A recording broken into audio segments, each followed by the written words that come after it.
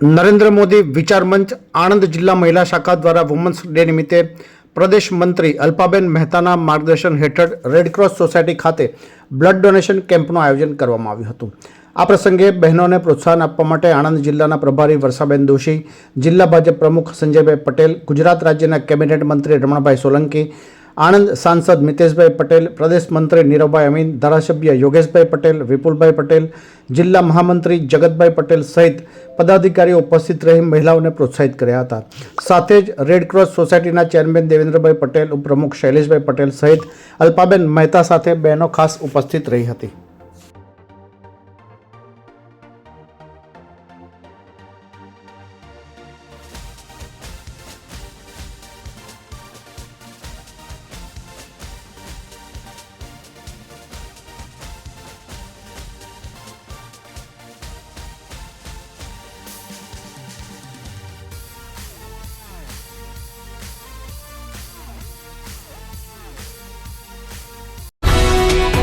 ये है हलचल टीवी नेटवर्क और आप देख रहे हैं हलचल टीवी न्यूज। हर हलचल पर नजर, हर हलचल की खबर।